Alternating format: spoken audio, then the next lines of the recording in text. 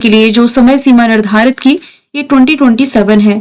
T20 2026 world cup history में अर्धशतक बनाने वाले जो पहले भारतीय विकेटकीपर बने ईशान किशन बने हैं। प्रधानमंत्री ऑफिस, कैबिनेट सचिवालय और राष्ट्रीय सुरक्षा परिषद सचिवालय के नए कैंपस का नाम सेवा तीर्थ है। बांग्लादेश के जो अगले प्रधानमंत्री बने तारिक रहमान, और बांग्लादेश सरकार ने रिसेंटली 260 नदियों को पुनर्जीवित करने की योजना बनाई है। भारत ने वर्ष 2026 में यानी कि इस साल गेहूं के एक्सपोर्ट को फिर से परमिशन दी है। इससे पहले 2022 से इस पर बैन लगा हुआ था। फीफा वर्ल्ड कप जो 2026 का होगा, इसमें क्वालिफाई करने वाला पॉपुलेशन के हिसाब से सबसे छोटा देश बना है कोराकोआ। भारत में व्यापक शहरी नीति को अपनाने वाला पहला राज्य केरला है। और रिसेंटली भारत भूषण पुरस्कार जो कि लॉन्च किया गया है जगत गुरु जग्गी वासुदेव के द्वारा 2026 के जो विंटर ओलंपिक्स हैं, इसमें ब्राजील का पहला शीतकालीन ओलंपिक पदक जीता है लुकास पिन्हेरो ब्रेथिन ने। तो ये सभी क्वेश्चंस हमने देखे प्रीवियस क्लास में। शुरू करते हैं आज का हमारा पहला सवाल। पहला सवाल है, हाल ही में किसे BBC Indian sports woman of the year 2025 से सम्मानित किया गया? तो बीबीसी यानी कि British broadcasting corporation Indian sports woman of the year award ये रिसेंटली मिला है स्मृति मंधाना को, जो कि क्रिकेट से रिलेटेड है। इन्हें यह अवार्ड मिला क्यों है? तो देखिए, अभी हाल ही में आईसीसी वुमेन्स वर्ल्ड कप हुआ था, तो भारत इसमें विजेता था साउथ अफ्रीका को हरा करके। भारत को कप दिलाने में इनके द्वारा दिए गए शानदार कंट्रीब्यूशन के लिए इन्हें यह अवार्ड मिला है। और रिसेंटली इनकी जो आईपीएल टीम है रॉयल चैलेंजर्स बैंगलोर, इसने 2 बार महिलाओं का जो आईपीएल रहा है ये खिताब जीता। महिलाओं का आईपीएल 2023 से खेला जा रहा है। पहला एडिशन जीता था मुंबई इंडियंस ने 2023 में, दूसरा एडिशन रॉयल चैलेंजर्स बैंगलोर ने, फिर तीसरा एडिशन लास्ट ईयर हुआ, वो फिर से मुंबई इंडियंस ने जीता। फिर 2026 में यानी कि इस साल इसका चौथा एडिशन हुआ, रॉयल चैलेंजर्स बैंगलोर भी जीता है। और चारों बार रनर अप इसमें दिल्ली कैपिटल रही है। और आईसीसी वुमेन्स वर्ल्ड कप में कैप्टन तो हरमनप्रीत कौर थी, लेकिन इसमें वॉइस कैप्टन स्मृति मंधाना रही है। दिव्या देशमुख ये चेस से रिलेटेड, शतरंज से रिलेटेड है। और मीराबाई चानू वेट लिफ्टिंग से, जिन्होंने 3 नए नेशनल रिकॉर्ड रिसेंटली बनाए हैं। वेट लिफ्टिंग या इसे ही आप कह सकते हैं भारत तोलन से संबंधित है। निम्नलिखित में से किसने नई दिल्ली में आयोजित इंडिया एआई समिट में शाही और बोध नामक 2 राष्ट्रीय पहलों को लॉन्च किया है? तो शाही और बोध नामक ये जो राष्ट्रीय पहल है, अभी हाल ही में जेपी नड्डा, जगत प्रकाश नड्डा, जो कि केंद्रीय स्वास्थ्य और परिवार कल्याण मंत्रालय संभाल रहे हैं, इन्होंने 17 फरवरी को इस डिजिटल हेल्थ पहल की शुरुआत करी है। तो हेल्थ के क्षेत्र में भी अब एआई को शामिल किया जा रहा है, जिसमें शाही की फुल फॉर्म बनती है strategy AI for health initiative.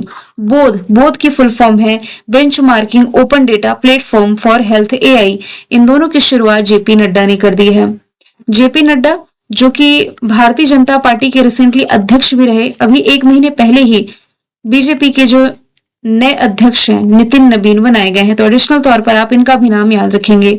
सवाल तीसरा है, जो हांस कलाबो ये किस कंट्री से संबंधित हैं, जो विंटर ओलंपिक के इतिहास में सबसे अधिक मेडल जीतने वाले खिलाड़ी बने? तो ये बिलोंग करते हैं यूरोपियन कंट्री नॉर्वे से। ऑप्शन सी इसका राइट आंसर हो जाएगा। ये एक प्रसिद्ध क्रॉस कंट्री स्कीयर हैं, जिन्होंने 15 फरवरी 2026 को मिलान कार्टिनो विंटर ओलंपिक में पुरुषों के 4x7.5 किलोमीटर रिले में गोल्ड मेडल जीता और अपना 9वां गोल्ड मेडल इन्होंने जीता है, जो कि विंटर ओलंपिक इतिहास में सबसे अधिक है।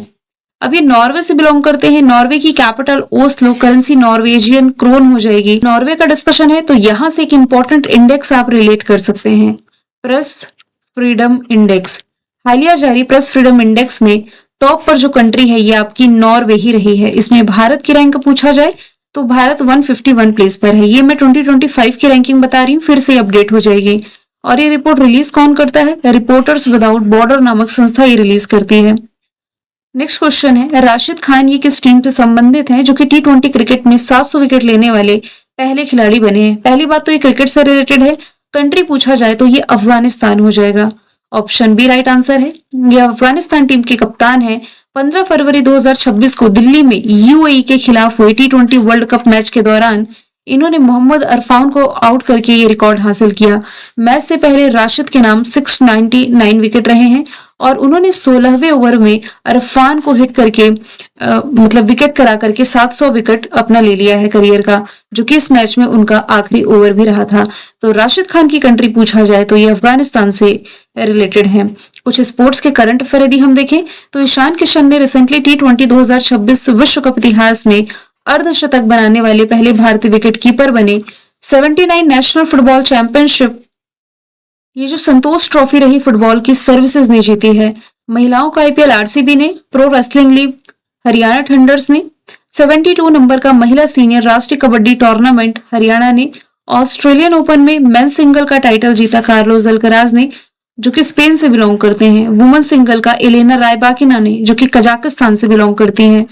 स्मृति मंधाना महिला T20 इंटरनेशनल में भारत के लिए 4000 रन बनाने वाली पहली खिलाड़ी है। 2025 की पहली सैफ महिला क्लब चैंपियनशिप जीती ईस्ट बंगाल FC ने। पहली बार सैयद मुश्ताक अली ट्रॉफी जीती झारखंड ने। Sultan Azlan Shah trophy Belgium ने। डेविस कप इटली ने। Men's Asia hockey cup Bharat ने और ICC वुमेन्स वर्ल्ड कप भी भारत ने जीता। सवाल 5वां है, किस देश में 39 नंबर का जो अफ्रीकी संघ शिखर सम्मेलन रहा, इसका आयोजन किया गया? रिसेंटली इसकी मेजबानी करी है अफ्रीकी कंट्री इथियोपिया ने। ऑप्शन बी राइट आंसर है। और इथियोपिया की कैपिटल जो है अदिस अबाबा, इसने इसकी मेजबानी करी है। और ये सम्मेलन फरवरी 2026 में अफ्रीकी संघ के मुख्यालय में ही आयोजित किया गया, जिसमें कि इस महाद्वीप के यानी कि अफ्रीका के 55 सदस्य देशों ने या इस देश के नेताओं ने पार्टिसिपेट किया, जिसमें कि राजनीतिक अस्थिरता, आर्थिक दबाव, युवा असंतोष जैसी चुनौतियों पर चर्चा की गई है। अदिस अबाबा इथियोपिया की कैपिटल है, जहां पर अफ्रीकी संघ का हेडक्वार्टर है।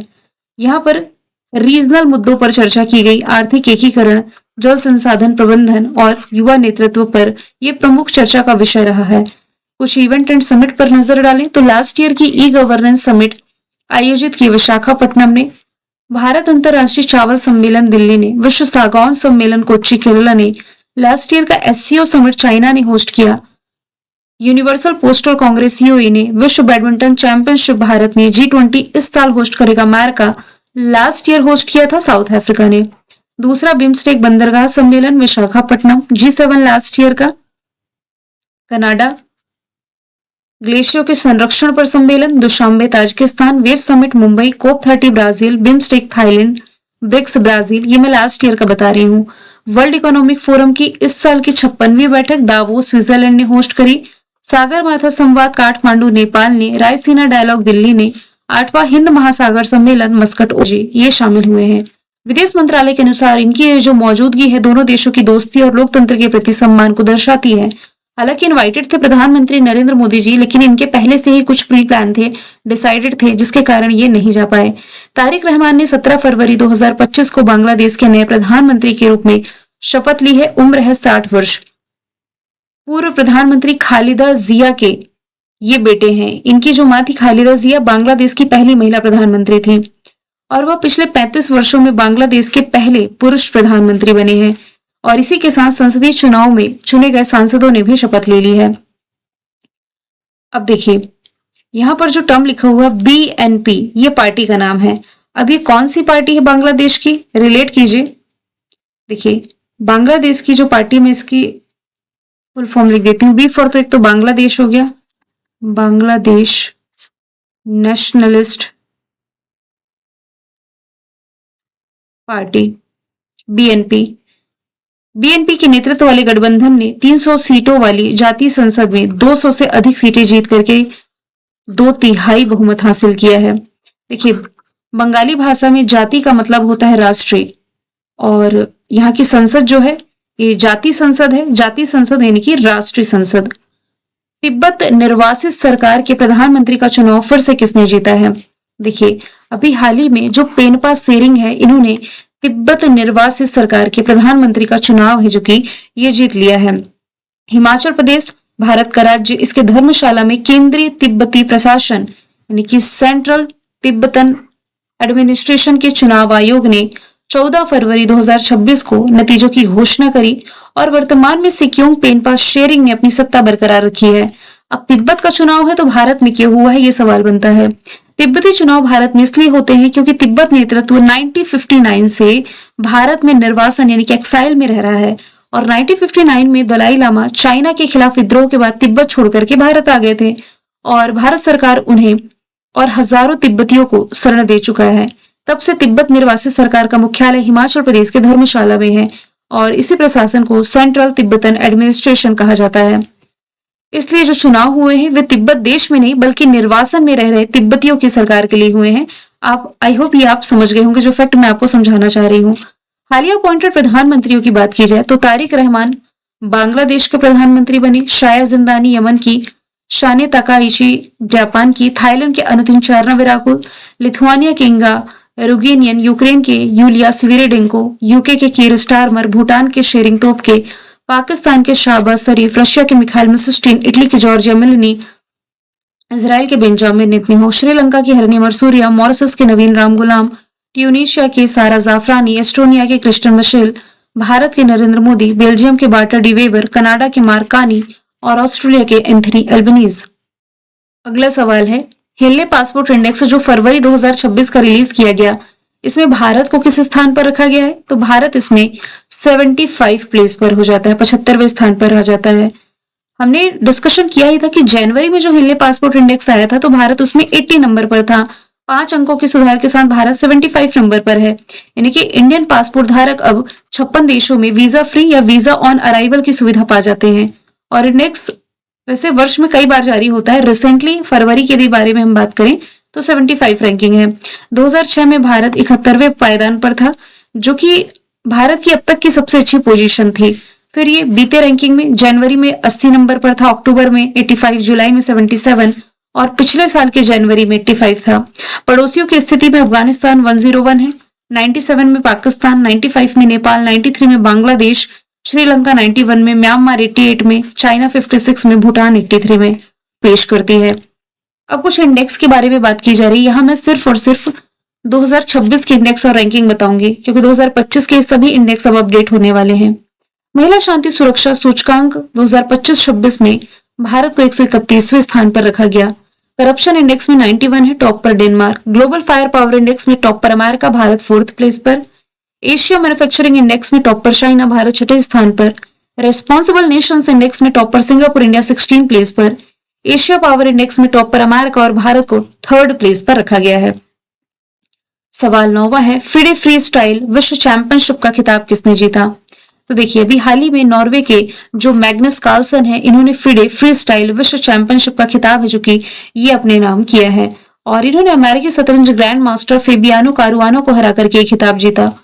फिडे के बारे में यदि हम बात करें, international chess federation 1924 formation year, Lausanne में हेडक्वार्टर, अर्काडी डोकोरविच हेड है। इसके डिप्टी हेड है भारत के विश्वनाथन आनंद, जो कि देश के पहले ग्रैंड मास्टर भी रहे हैं। एशियन डेवलपमेंट बैंक और बिहार गवर्नमेंट ने कितने सेक्टर में $1 बिलियन से अधिक के सहयोग के प्रस्ताव पर विचार विमर्श किया है? तो इसमें कुछ की पॉइंट्स है, जैसे कि व्यापक बौद्ध सर्किट का डेवलपमेंट, आपका जो water resource and agriculture transformation project है, इसके अलावा व्यापक कौशल विकास परियोजना, शहरी बुनियादी ढांचा, लचीलापन परियोजना, ऊर्जा और स्वास्थ्य और शिक्षा के क्षेत्र में भी यहाँ पर दोनों साथ में सहयोग करते दिखेंगे। तो ऑल ऑफ द अबव यहाँ से राइट आंसर हो जाता है आपका। तो बिहार के जो मुख्य सचिव हैं प्रत्यय अमृत, इनकी अध्यक्षता में एडीबी के साथ फरवरी 2026 में सहयोग प्रस्ताव पर विचार विमर्श हुआ। एडीबी $1 बिलियन से अधिक के प्रस्ताव पर बिहार सरकार को मदद करने जा रही है। एडीबी बिहार को किन किन सेक्टर में हेल्प करेगा ये हम ऑप्शंस के थ्रू देख चुके हैं। ये देखिए यहाँ पर कुछ की पॉइंट मैंने हाईलाइट कर दिए हैं। एडीबी के बारे में यदि मैं बात करूं, एशियाई विकास bank 1966 formation year, Manila Philippines में हेडक्वार्टर है। मात्सुगु अस्कावा, माफ कीजिएगा अभी चेंज हो चुके हैं, मसातो कांडा ये नए अध्यक्ष हैं। और एडीबी की जो 69 मेंबर कंट्री अभी शामिल हुई है, इजराइल आप रिलेट करेंगे। गेल के नए सीएमडी कौन बने? गेल यानी कि gas authority of India limited, इसके नए सीएमडी दीपक गुप्ता बन गए हैं। पेट्रोलियम एवं प्राकृतिक गैस मंत्रालय ने दीपक गुप्ता को गेल का नया सीएमडी बनाया है। इनका कार्यकाल 1 मार्च 2026 से शुरू होगा। गेल का फॉर्मेशन ईयर 19